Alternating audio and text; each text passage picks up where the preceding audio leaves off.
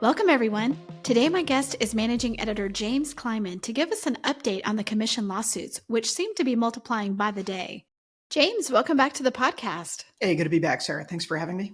Great to have you back. We need a lot of clarity around, the topic that is just on everyone's minds right now, which is those commission lawsuits, because it feels like every day, I know every day we're publishing 2, 3, 4 stories on it because things are happening so fast. So maybe you can give us the overview this week or the last couple of days. What's the newest? Sure. Well, there are two major updates that I think we need to cover. The first is it's called the Gibson case. It's really a cousin to the Sitzer-Burnett case in Missouri. It will be heard by the same judge who presided over the Sitzer-Burnett case. His name is Stephen Bowe. He presides over the Fifth District Federal Court in Missouri, and it's going to be the same plaintiff attorney. So his name is Michael Ketchmark, and he was very successful in the first case, the Sitzer-Burnett case. He won with treble damages of $5.36 billion judgment. And if you look at the salient facts of the Gibson case, they're almost identical to that of the Sitzer-Burnett case. They're essentially arguing that there is a grand conspiracy between the NAR and the various corporate brokerages. In this case, it's some of the other, but also large brokerages out there. So it's Compass, it's EXP, it's Better Homes and Gardens, it's, United Real Estate is in there. They're more of a flat fee brokerage, similar to Remax in that respect, which was one of the defendants who settled in the Sitzer-Burnett case. And then also, interestingly, there's Redfin, which makes an appearance as a defendant in the Gibson case. So I want to go over a couple of the main differences. The first is, I just mentioned it, Redfin. So Redfin, I think, is the most interesting player in all of this, in that you look at the defendants in the first case in Sitzer-Burnett, they're all traditional full-service brokerages. They all do, I think it's fair to say, a good amount of like middle and upper end, real estate transactions. Certainly anyone at Anywhere is more likely to be sort of operating in that upper tier than a lot of the other brokerages. But Keller Williams also has a ton of top producers who are doing, $1 million plus deals pretty regularly in a lot of major markets, right? So Redfin doesn't do that kind of work. Redfin, I think most consumers know them best maybe as a real estate portal, right? Something similar to Zillow or CoStar, perhaps, right? But Redfin also has a brokerage operation. They have quite a few agents. I think it's more than 2,000 agents, and they're salaried. And Redfin is offering discounts on the sell side for those buyers. For those sellers. However, I think the main reason that you're still going to see a company like Redfin named, a company that is probably more than any other real estate brokerage argued in favor of transparency on commissions, that has criticized some of the structures that have been arguably put in place or enforced by the NAR and the various MLSs and kind of related associations. Redfin has absolutely been the most outspoken. They were among the first to say, we don't even need the NAR. Our agents do not have to be members of the NAR. They don't have to be members of these associations. Let's wash our hands with the NAR and a lot of their silly policies that we think don't really serve the consumer or our business, right? So having taken all of that into consideration, I think the average person's probably like, why would the plaintiffs in this case name Redfin of all the brokerages, like arguably the only one that would probably agree with most of their positions is Redfin, right? And so yet they're named as a defendant in a $200 billion lawsuit with treble damages could be $600 billion, right? So here's the main reason, really probably the only reason. Even though Redfin is giving a discount to sellers, Redfin is also paying the standard, whatever the standard might be, depends on the market. They're offering, generally speaking, the average commission on the buy side. And that's the heart of this case. It's the heart of the Sitzer-Burnett case, that there is a horizontal conspiracy amongst these brokerages and the NAR and de facto the associated MLSs to force sellers to pay buyer agents via buyer brokers. And Redfin does absolutely engage in that. In the past, Redfin has said that, look, we need to pay on the buy side because that is where the marketing is. We need to ensure that these listings are getting views, that our agents also have access on the other side of it, right? So, in that respect, it's not actually surprising that Redfin is named as a party to this lawsuit. I mean, really, if you look at it, basically somebody just went up and down the list and said, okay, these are the biggest real estate brokerages in the country. They have all obviously transacted in Missouri, but also beyond Missouri. And they do engage in compensating buyer brokers and buyer agents. And so you're on the hook. You know, you're named as a defendant in this case. So one of the things I wanted to ask you, because you sat in the Missouri courtroom for the last case and heard a lot of the testimony. I was there for the closing arguments and the verdict. But one of the things I was surprised at, and I asked the different lawyers, and they said yes, they could have done the jury could have done a carve out and found each of those. You know, you could find some people had conspired and some people hadn't. And so I wonder, you know, if I'm Redfin in this next trial, if it goes to trial, I'm going to really try to distinguish myself in these different ways that you've talked about. Did you see that in the first trial? Did you feel like the different parties really tried to make it show how they were different, maybe from the other ones?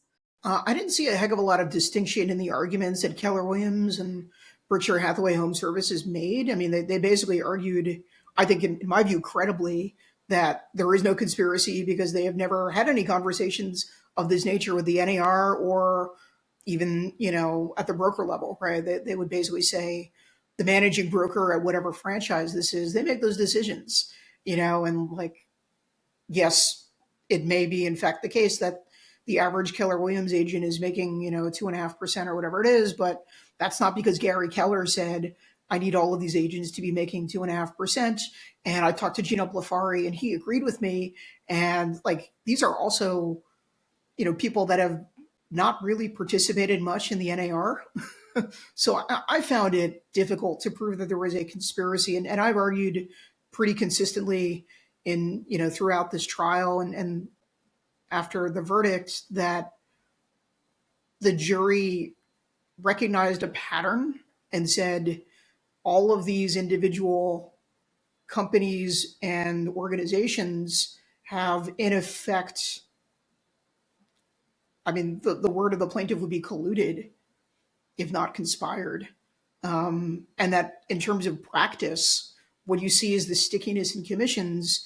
And how could one not conclude that there is some sort of conspiratorial element to it? And like my interpretation is obviously quite a bit different than that of the average Joe in Missouri who ultimately makes the decision. But yeah, I think Redfin is really the only brokerage that is named to the Gibson case or even the Sitzer case, if you wanted to really stretch it, that has a credibly different business model. Like they're the only one that has salaried agents. They're the only one that in pretty much every situation is going to be offering the seller a big discount. I think even if even if a jury were to find that Redfin in the end did de facto conspire with the NAR or whomever else is ultimately named in this lawsuit, I think it would be harder to prove the damages, right? Because that's a big part of it is the calculation. If you look at the totals, like you'd have to look at the number of transactions, the dollar volume that those brokerages in effect made during, you know, whatever time period the trial is. In this case, it's 2019 to present. And then you'd have to basically divide it by the number of sellers. But if you do take into account an X factor, like, well, all of these sellers got 1.5%, you know, lower than anyone at Compass did or anyone at EXP did, then I think at least Redfin would be on the hook theoretically for much less money because the seller doesn't have the extent of the damages that they would for a full commission brokerage. And I'm not a legal scholar. I am not a lawyer. I almost took the LSATs, but ultimately did not go that route. So do not take my legal advice, please. I'm just a guy on the internet, but I think Redfin is going to settle. Redfin says publicly that they have very good defenses. that they feel very confident in the decisions that they've taken, that they don't have the exposure that maybe the plaintiffs in the Gibson case say they do. But they've already, in effect, agreed to do a lot of what the other companies did in those settlement agreements. And so I think it's certainly a distinct possibility that they look at the dollar figures and say, you know what, if we can get away from this for, like, just to spitball a number out there, $70 million, like, that might be worth it, worth not dealing with the aggravation, the headache. But I mean, I'm not Glenn Kelman. I don't make any of these sorts of decisions, but I think there's a very good likelihood. I think a better likelihood that Keller Williams and BHHS or any of the other more traditional, well-resourced brokerages that are very much part of kind of that traditional real estate model would fight it, because their identity, their business model depends much more heavily on it than a Redfin does. I think those are really, I know that you're not a legal scholar, and neither of us are Not giving yet. legal advice, but to me that seems spot on, because they do seem different in kind. And, if they don't settle, if I'm them and I go to trial, I am trying to distance myself and distinguish myself from everybody else, because how can it be a conspiracy if I'm doing something completely different than everyone else, right? Yeah. The other notable thing I think we have to mention is the original case, the Sitzer Burnett case, was about 500. The class was about 500,000 home sellers between, if memory serves, it was like April of 2015 through, I think it was October of 2019. And if you look at the Gibson case, one, it's from 2019 through present, as I already mentioned, but the class is not just 500,000 home sellers in the state of Missouri who would be getting like $3 per household or whatever in damages if it's approved. The lawyers get all of it, right? Not all of it, but a steep number. In the Gibson case, it is a national case. And so it includes a class of, I don't know what the numbers are right now offhand, but I mean, it's infinitely more than 500,000 over the span of like a couple years, right? So that means that the potential damages could swell to $600 billion, at least by the telling of the plaintiff's attorney, Michael Ketchmark. I mean, there's not a single organization that would ever be able to sustain such a financial loss if that were to come to pass. Not that it would. I've never seen a $600 billion judgment, period, right? Like that's like, almost not a made up number, obviously, but it defies imagination in practical terms.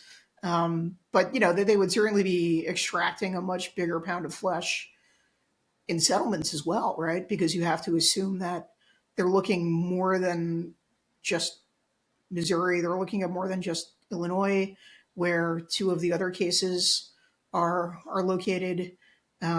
So I think it could be that the stakes are a lot higher. And also, like, if you think about it from just the perspective of leverage, the plaintiffs have a lot more leverage than they did 2 months ago before trial, right? They've already got a verdict. They already have also a huge amount of interest. We've been covering this because we're a trade publication. We cover real estate and housing, but it has been covered in every major publication in America. There are a lot more people that know about this than I think otherwise would have ever heard of such a ruling, or a potential lawsuit that they could participate in, right? So we know there are going to be a bunch of other copycat lawsuits as well. So I think they're going to be a lot more likely to settle than take the risk that Keller Williams and Berkshire Hathaway Home Services took. Such a great point. I was at the dentist last week, and my dentist and I had this very long conversation, or at least as much as I could do while he was in my mouth. It was, I knew but when they he do knew that. all about the case. Like, he knew all Really? about it. He's my dentist. Yeah. And he Interesting. does, he's a very small time real estate investor, but, and he had talked to his whole staff about it. And I was just surprised. But to your point, like, this has definitely reached the larger consciousness. It's not just an industry thing.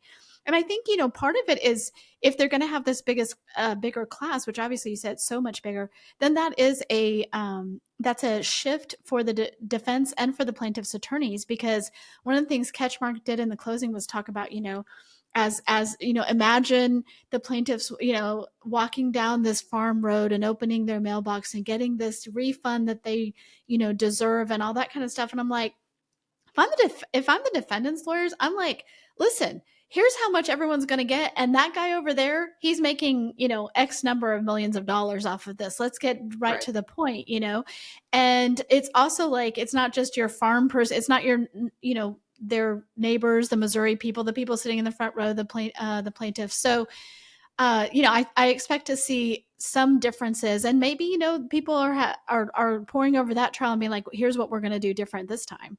Yeah, I think that's probably true, and it's also worth noting that there is going to be different evidence that is entered. So, although the Sitzer Burnett case does set a precedent, and I think does tip the scales in favor of the plaintiffs because they've already won, right? And it's really up to the NAR and the defendants to find legal recourse through an appeals process because someone misinterpreted or didn't enter evidence as they were supposed to, or there was some sort of bias, or there was a juror who was secretly I don't know, a plaintiff in another case suing the NAR, something crazy like that, right? But there's now so much more that you have to consider when you think about the national implications. And so there's two other major cases that I do think we need to talk about. And the first, why don't we talk about one today because we're already at the 16-minute mark, but it is sort of a phoenix of an earlier case. It's called Batton 2, filed in Illinois, and where Gibson and Sitzer Burnett take the position that it is the home seller who has suffered damages because the NAR and these brokerages have conspired to either inflate commissions or stabilize them. And as the price of the home has gotten more expensive, the cost of the commission has gotten, you know, disproportionately more expensive as a result, right? And so that's a seller specific case. The plaintiffs don't care about how the buyer might have been injured, if at all, right? That's not their position. That's not their argument. Um, that's what makes the Batten 2 case really interesting. It also names firms like Douglas Elliman and Compass and EXP and a bunch of the big brokerages. I think Better Homes and Gardens might be in there. And their position, though, is that it's the buyer who has suffered damages because they are buying more expensive homes as a result of these conspiracies through the NAR clear cooperation rule that have kept the price of the home up and up and up and up and up. I have argued in the past that even if you agree that commissions have, disproportionately risen, relative to home prices in a way that I think some people would recoil at. If you sell $1 million home, are you really paying like that much in commission? Like that's crazy to pay $60,000 for what in some cases could be like no joke, like a day or two's worth of work, right? Like that to me is nuts. But that's not the reason the house was $1 million. The house is $1 million because we have structurally underbuilt real estate for more than 2 decades in this country. And then the Fed went absolutely berserk and decided that like interest rates didn't exist for a while. And then suddenly interest rates should be as high as they've been in decades. And the suddenness with which they did it absolutely creates like incredibly chaotic market conditions. Like that's why the house is $1 million. Those primarily those two things. It's not because a real estate agent, managed to get 60 grand, which by the way, like goes to the brokerage in part, like let's say 15 to 20 to 25% of that goes to the brokerages anyway. And then the real estate agent also has to pay taxes, right? The real estate agent has to pay their own expenses related to that. I mean, not that the buyer or seller should care what the real estate agent has to deal with in terms of their health insurance, but that is how you calculate the cost of the commissions. If we're just honest about how it works. So, I mean, look, it's an argument. It's also a national case. This could be just as big, if not bigger, than the Sitzer-Burnett and the Gibson cases. It's filed in Illinois. We are a very long ways away from a trial. I hesitate to call it a copycat because they had already filed this, before the verdict of Sitzer-Burnett. But again, I do think that this represents yet another very significant threat to the industry. And it's going to be different evidence. It's going to be different classes of potential plaintiffs. It's going to be just a lot more threat. And then the other main component that we haven't gotten to, that is every bit as important, arguably more important, is the fact that the Justice Department, we know, has taken an interest in the Sitzer-Burnett case. We have heard rumors, we've heard rumblings that the CFPB might be taking a look at some of the real estate commission practices that have been established in this country. There are just, in every direction, if you're the NAR or if you're an MLS or if you're a traditional brokerage, there are threats in every direction. And I think at least some of them are statistically likely to stick in some way, shape, or form. I think the organization under the biggest threat is the NAR, undoubtedly.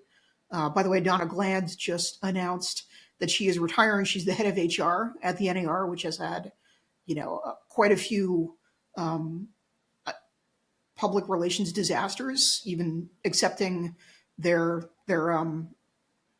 legal issues related to the commission cases, all the sexual harassment and NDA issues that they have.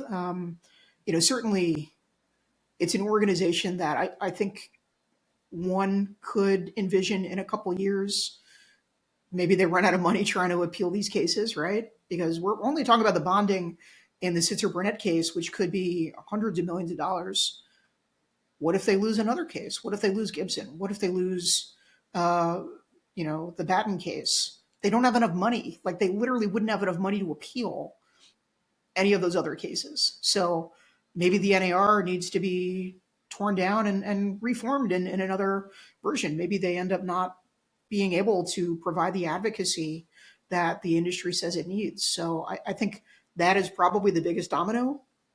And all of this is going to be, it's pretty fuzzy right now, but once we get the ruling from Stephen Bowe, the judge in the Sitzer-Burnett and the Gibson case, as to the injunctive relief in the Sitzer-Burnett case, basically what happens to the NAR rules, that will, I think, really set the stage, and that'll determine the leverage that either the plaintiffs or the defendants have in all of these other cases. We know that our audience is they want to know what's next because it's so crazy. So Justin O'Neill, he is the director of PR and communications at Fly Homes, reached out to me yesterday. I hear from a lot of our readers, a lot of our listeners, and he had some great questions. And I wanted to pose one of those to you. His overall question is like, what in the world is going to happen next? I think that's how people feel, a lot of people feel. And even like one comment he made was like, are we at the point where, the NAR's next annual convention, which is next week, is that going to be like the last one ever? I mean, that's how people are thinking about like how does this go? But I thought one of his really good questions was, does this end with the MLSs completely detaching from NAR? I think it could. Certainly the MLSs, they are named as a potential defendant in the Batton 2 case. There are 500 something, realtor owned associations. And we've already seen some consolidation. We already know of at least 2 MLSs that have in effect gotten rid of some of the NAR rules that are tied to commissions. And Brookley Hahn, our lead reporter on these commission cases, just wrote about it yesterday. Definitely encourage everyone to take a look at that.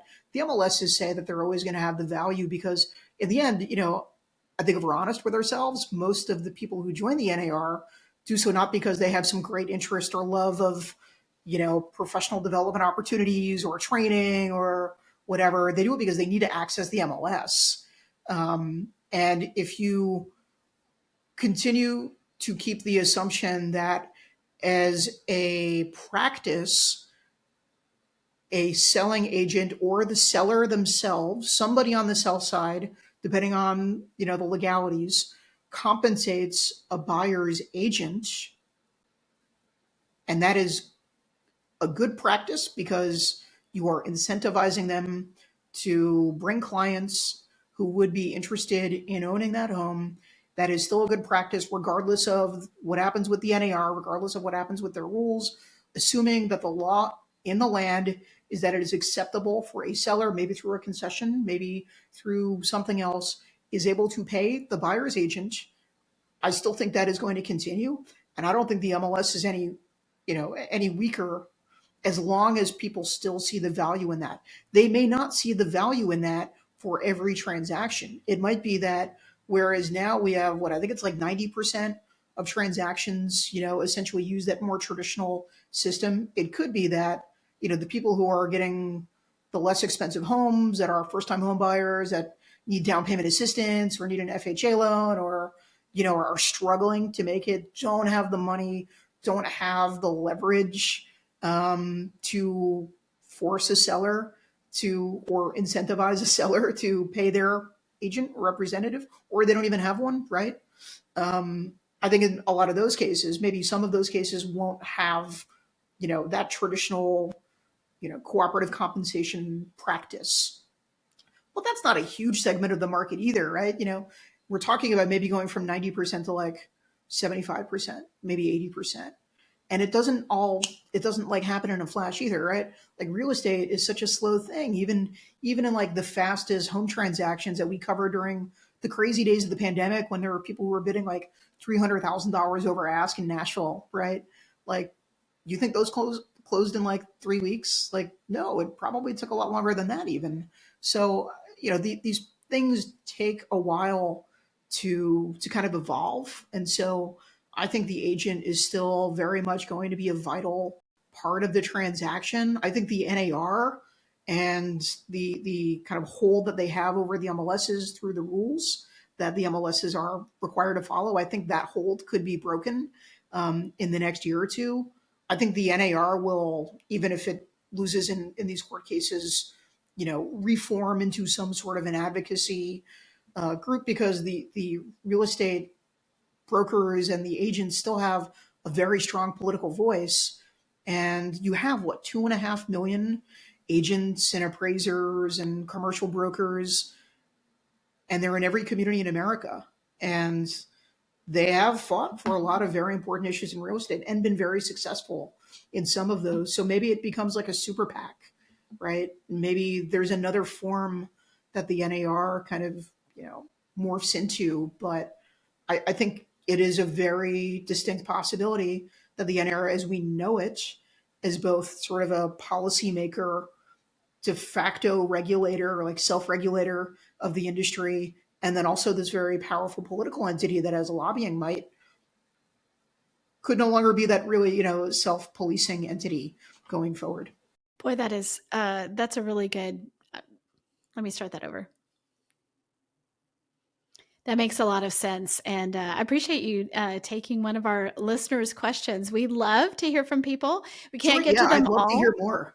If there are more listener questions, please send them to Sarah or send them to me, and we'd be happy to answer them in the next podcast. It's easy. It's just Sarah at hwmedia.com, James at hwmedia.com. And we talk to people all the time, and we love that. So James, the last question I had for you, and I know we just have a few minutes, but it's like, everyone's wondering, like, when we find out what the injunctions are, what's the next step? When are we going to know what's really happening, even with the Sitzer-Burnett case? So the best assumption I could make is very likely to be this year, whether that's tomorrow, whether that's next week, a couple weeks from now, maybe before the holidays. I wish I could answer that. We don't have a lot of visibility into why Judge Bowe, decides to hold it on, Monday the 13th or not, or any other date. I think some of it is going to hinge on the settlements because Remax and Anywhere already settled, right? Remax settled for, I believe it was 55 million, and Anywhere for about 84 million. And those need to be approved. The other thing to consider here is, I know I keep throwing all these variables in, but the DOJ intervened in another commission case where they felt that the parties that settled with the plaintiffs, who would argue that there was a conspiracy on commissions and right, same stuff, that argument was not good enough for consumers. So the DOJ is intervening and saying, "Well, hold on. Let's take a step back here. We want to have a seat at the table." I think it's very likely that the DOJ would intervene in the Sitzer-Burnett case as well. So that could delay everything if the Sitzer-Burnett case is essentially determined by the DOJ stepping in and saying, I think if we have injured class or, an injured class, maybe they need more than a couple bucks per household. Maybe they need 100 per household. Maybe they need, whatever they determine is appropriate in terms of a settlement. That would need to wind its way through the court system. And then that could spark new litigation. At the end of the day, Sarah, these cases are going to go on for a while, either until the NAR and the industry somehow run out of money to appeal them, or because there is federal legislation, or because there's injunctive relief, and that sets a new practice. Forget about the legality of it, but that creates a new practice in real estate, and then that, of course, triggers potential losses of agents. We've talked about in the past that 1 million agents could wash out if buyers have to compensate their own. I think that's a little high, actually, but that is absolutely a possibility. So yeah, everything is going to come down to injunctive relief, and I think he'll probably, my guess, you have to guess the weight of the pumpkin right at the pumpkin patch. If I'm going to put a date on it, I would say, like, hold on, let's pull up the calendar here. I'm going to say it's before Thanksgiving, because nobody wants that to dominate their party. So I would say, I'm going to put a number on it. I'm going to say the 23rd of November. So that's my guess. This is a total guess. I have no inside information here. Please don't be mad at me, people. This is just a guess. It's kind of like the guess your weight thing. You know what I mean? We're I don't wanna guessing guess my here, weight. but Yeah. I appreciate you even hazarding a guess, because it's just really hard to understand. I think, especially things are just happening so fast that it's like, wait, now we have these 2 other cases, but I still don't even know what happened in the last one. So I appreciate you coming on, bringing insight and just giving us, the update so people are more informed, James. And thanks for, all the work you're doing and the newsroom's doing, Berkeley Hahn and others, to keep up with everything that's going on. Cool. Thanks so much, Sarah. I really appreciate it.